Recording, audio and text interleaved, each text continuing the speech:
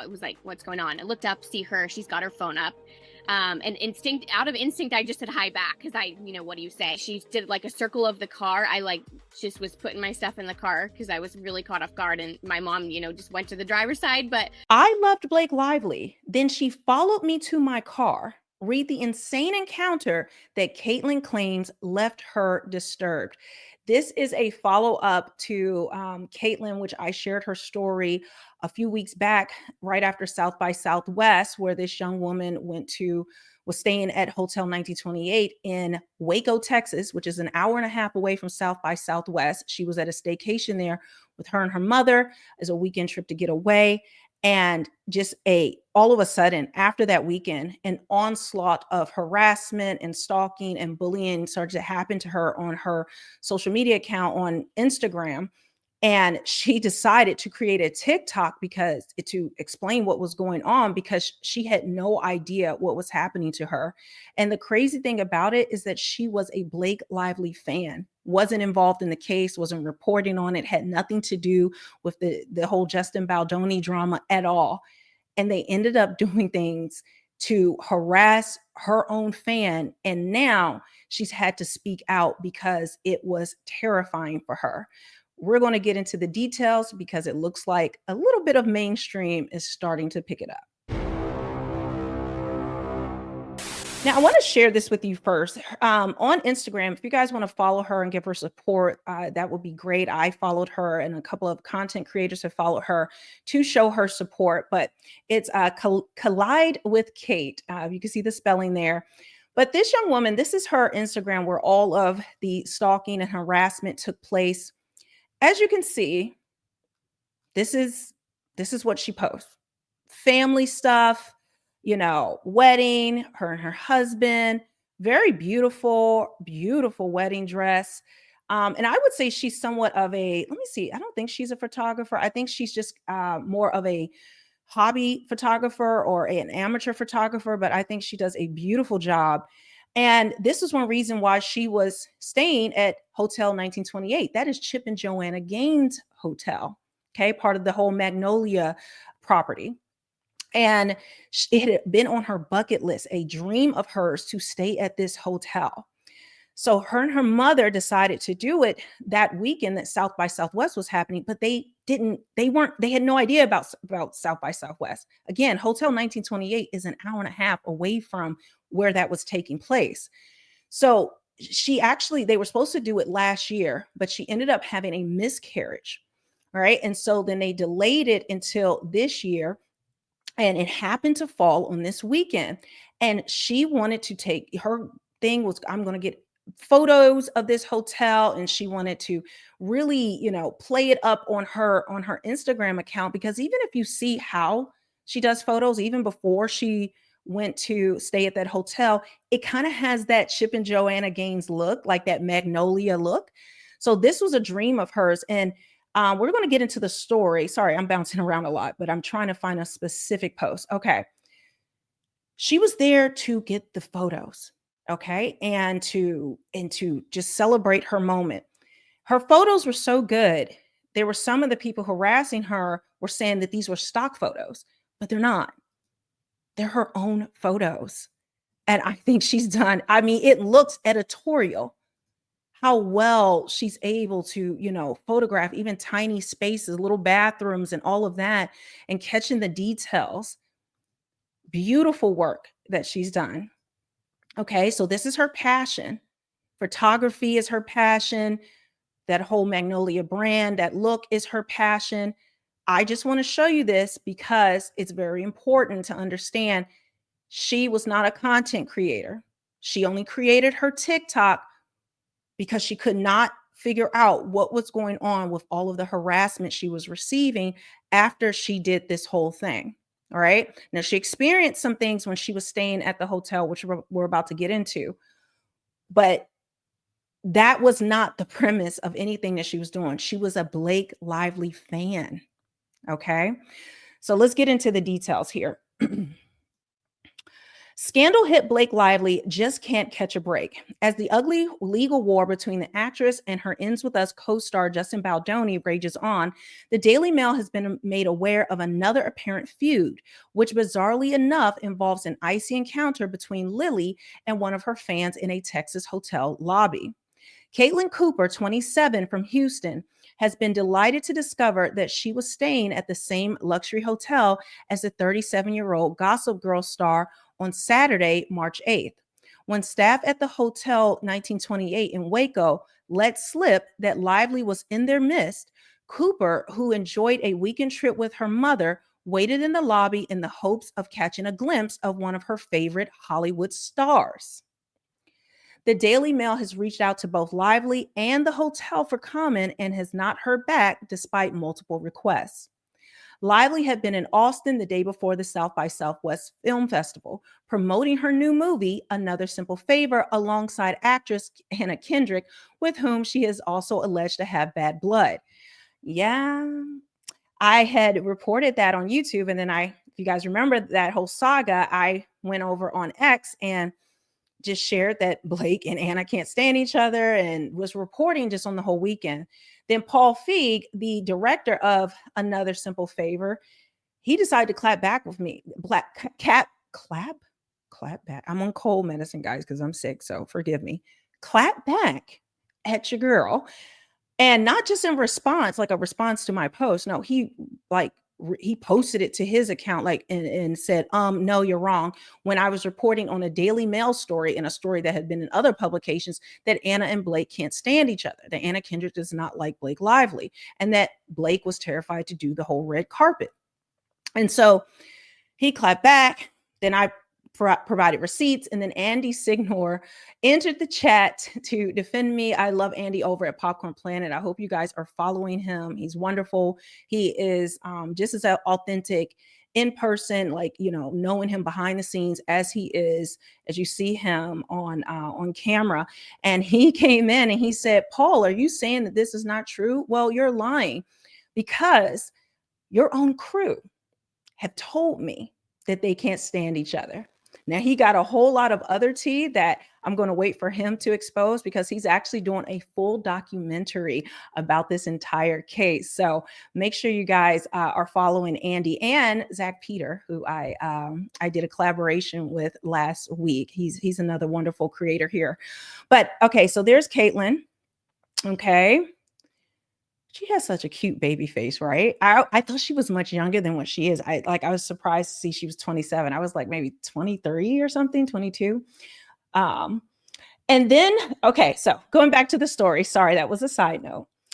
And when Lively emerged in the lobby, wait, let me make sure okay, yeah. So we ended with Anna Kendrick. She was hoping to catch a glimpse of her favorite Hollywood star while she was there taking pictures and vlogging her. I don't know if she vlogged it, but taking pictures of her experience at this kind of dream staycation that she's always wanted.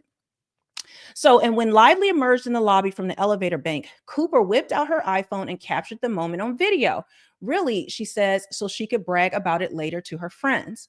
But according to Cooper, what started as an innocent and surely for most A-listers like Lively, an entirely ordinary celebrity encounter, quickly turned into a nightmare that Cooper says left her disturbed.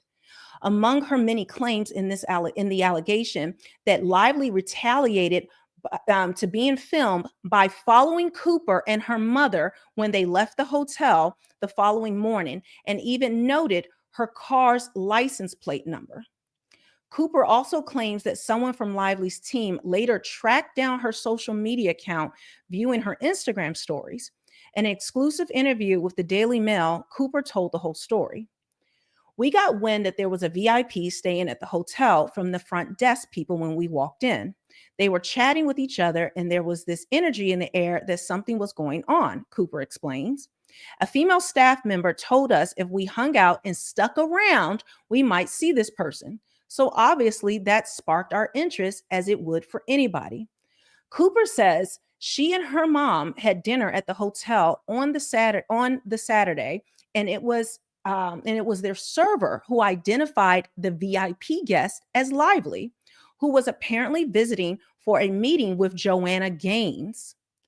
the interior designer who owns the hotel. Now, we found out through sleuthing that Joanna, I didn't check Chips, but Joanna and Blake follow each other, and they also Ryan and Joanna. So I'm assuming Chip as well. There's some tea about Joanna Gaines that people have sent me. I'm not ready to jump on that because I need verification, and I don't want to just jump on people because I want to stick to this case. But I've been hearing some things that are wild. But I like Chip and Joanna, so I don't personally want to believe it, and I don't really have any concrete evidence of it. So I'm just going to stick to they are great people and had nothing to do with this at all. Okay. Um, Cooper says she and her mom had dinner at the hotel on Saturday, and it was their server. Okay, I already did that. We ended up finishing dinner and went back down to the lobby and sat in the lounge area just hanging out. And shortly after that, Lively walked in, Cooper recalls.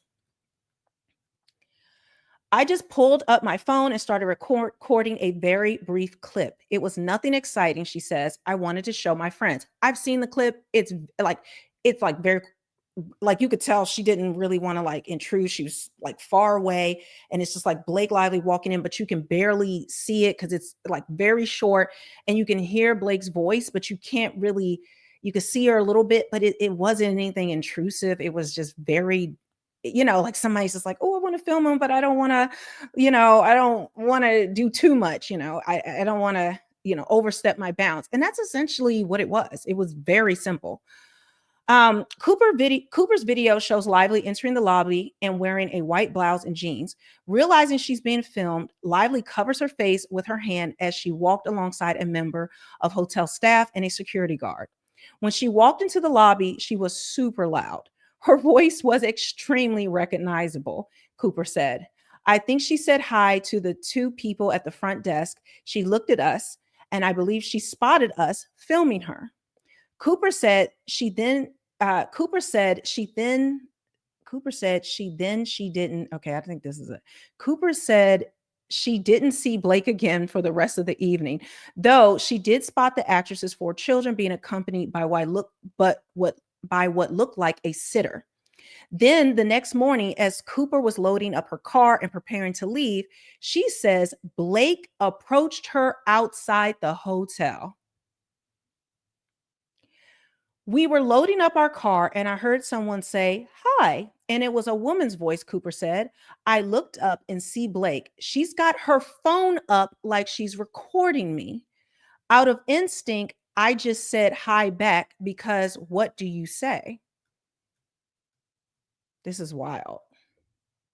Cooper claimed that Lively didn't say anything further, but circled her car, holding up her phone as if she were videotaping the encounter, and at one point even aiming the camera towards her license plate. I was really caught off guard. She then handed her phone off to her security guy, and he did another lap around the passenger side, and then they both went back in to the hotel, Cooper said. We were just confused about what was happening. On the drive back to Houston, a shaken Cooper said she posted a few videos about what had happened to her Instagram story. Almost immediately after she had posted them, she claims that strange views started coming in, including a Hotel 1928 employee and a woman who she believes to be part of Lively's team. So those people are, I want to say Karen Chris, which is the hotel manager there. And then there were the people that she started recognizing from her team. If I remember, I don't remember names correctly, but one is a woman who lists herself as a nanny, and she looks like the woman that was with the children. There is also a social media manager for Blake that was looking in. And then I want to say one of the attorneys for Blake and Ryan, which was I think it's I don't know if it's a woman or man, but I think it's a woman named Ezra. Okay. So their attorney, the hotel manager, the nanny or alleged nanny, and the social media manager is who she says started viewing her stuff, and she actually has the receipts for that. And it's crazy because Blake Lively I think her and Ryan have famously said that they don't have nannies. they don't use nannies, but okay. I don't know why that would be a flex. You're like, okay, you have a nanny. Nobody expects you to have 4 children and be a working woman and not have nannies and to be, a celebrity. Like, it's not a flex, but who knows? Almost immediately, okay, all right. Cooper provided the Daily Mail with screenshots, which appeared to show these accounts viewing her story. It's very paranoid behavior, Cooper said. I think they were looking to see if I would post the video of her. 2 days later, Cooper opened up about the ordeal in a series of TikTok videos, which this time she said led to harassment from strangers. She says anonymized troll accounts began again viewing her Instagram stories because she has a very small account. She has way more like 4,000 something followers now, but she had way less then. And she was saying that she had only had like 100 people that would view her stories. Then were all people that she knew. And then she was having all of these kind of like accounts coming in randomly overnight when she posted these things. And some were anonymous, some weren't, some were, like literally calling her like fat, or like they changed their name to Fat and Fabulous, so they called her fat and then put her wedding date in there as their username. Like, it was really a lot of bullying going on. I will be linking her TikTok and her Instagram below if you guys want to check out any of this stuff. Some of the responses from complete strangers online have been so harsh, she said, adding that the whole debacle has left her feeling disturbed. While the initial interaction took place outside with Blake and her security guard approaching us unexpectedly, we felt completely caught off guard and confused, she says. Once the Instagram stories views from her team, hotel staff, and harassment accounts began popping up, it then became disturbing. So when she walked in, she was super loud. Her voice was extremely recognizable. And she was like, she looked up, she was like, oh, I think she said hi to the two. It was a man and a woman at the front. And, the woman kind of like went like this because like she was excited. And on the video, you can like see her between the two people. You can recognize it's her. And then she kind of walks over.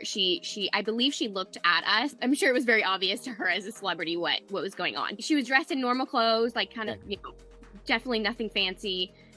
So they grab a hat for her. She comes back out, and I had stopped recording at that point because it was kind of obvious to me that maybe she, was trying to stay hidden. We were checking out, and we were loading up our car and out. So I heard a hi, first of all, and it was a woman's voice, and I looked up, and we had already finished with the valet, so it was like, what's going on? I looked up, see her. She's got her phone up. And out of instinct, I just said hi back because what do you say? She did like a circle of the car. I just was putting my stuff in the car because I was really caught off guard, and my mom, just went to the driver's side. But, and then, I could tell she aimed it towards the license plates, and then handed it off to her security guy. And then he did kind of another lap around the passenger side, and then they both went back. So that's the end of what they're reporting, guys. I just wanted to kind of bring this little bit of this update and also show that, okay, a little bit of mainstream is covering this. What we see with the evidence that we've uncovered, even what we uncovered about Blake and Ryan's daughter, they are just ignoring. Like, I won't say Daily Mail. They have been going in with different stories somewhat, but by and large, none of them are covering any of the evidence going out. And I feel as though if this was a normal case, or this wasn't a protected Hollywood elite who, has connections with the mainstream media, we would be seeing this stuff coming out in full force. But there has been a code of silence. And it's, and instead of, and not just silence, but attacking people who are covering this, attacking me. I even had Taylor Lorenz respond to me this weekend. It was a nothing burger. But and I don't have anything personally against Taylor Lorenz. I watched one of her videos she did on a takedown of left influencers who are the resistance movement, and really diving deep into that. And I thought it was an excellent video. So I'm not saying she doesn't do her job, or she's not good at it, or that she's not a good reporter. I don't know much about her. You guys have told me stuff, but I'm just saying my personal experience. It was very, very, I would say, confusing as to why she would choose to make her, I guess, her case, or make her entire thing about the people covering this case, just like Glamour magazine, versus actually covering the facts, the evidence, going through it, comparing it. They have left it all into the hands of content creators, regular content creators. And instead of covering the case, they are and looking at our receipts and trying to, report on it. They're now tying it to this misogynistic right-wing agenda to pipeline people in some type of political agenda. And I just want you guys to know this, okay? Because I say it all the time, but I just want you to know, I don't give a damn what your politics are. I don't care what color you are. I don't care if you're male, female. I don't care. I don't care what religion you are, what race you are. I don't care if you're American or not. This has nothing to do with that. We are here. We are gathered here today to read the receipts. We have all come together as a coalition to fight this injustice that has happened to Justin Baldoni, Jamie Heath, Wayfair, and Jennifer Abel, and everybody else that has been impacted negatively by Blake and Ryan's incessant narcissistic bullying, which is how I see it, and most of you see it. The fact that they think there's some agenda, I don't know about other people, but most of the other people covering this, they don't talk about politics with this. But somehow they've got it in their mind that we're working together to like pipeline people into, I guess, the Republican Party. I don't give a damn if you aren't part of the Republican Party. I'm not part of the Republican Party. I'm independent. Like I don't. It's like, it's weird. There are people who are on the left, who are feminists, who are covering this, and are they too trying to pipeline people into something? Like, guys, I'm so tired of it. But anyway, I just wanted to say that because it's just been a mess. And so when something is actually covered, I have to talk about it, or at least try to give it wings so it goes out a little bit further, because we know mainstream is not doing their job. They're going to continue to attack you, people who are making videos, attack you for, I guess, viewing this. You have some alt-right evil plan up your sleeve. I'm trying to do the evil. What's the evil pinky? I don't know. But anyway, guys, make sure you follow me on social media. All of my links will be below. I'm Real Melanie King everywhere. And also, if you want to pick up any of my exclusive Team Justin merch, which I design exclusively, I'll show you guys, because I know some of you are very new. And if you're still watching while I'm rambling, thank you. I appreciate you being here. You guys are my lifeblood right now. But I have my Team Justin merch. Here, I have my Justice Dragon. I designed these all myself. I have it in a mug, shirt, double-sided pillow, my Justice Dragon, Khaleesi, Plantation Khaleesi had her dragons. Well, now Justin has his. And anybody else going through a bullying situation, I think we've all experienced that, and why we're so invested in this type of case. But then I also have It Ends with Court, double-sided pillow, mug, and of course, my t-shirts. I am coming up with some more merch, some cute things that I think you guys will like. I appreciate your support, and I will see you on the next one.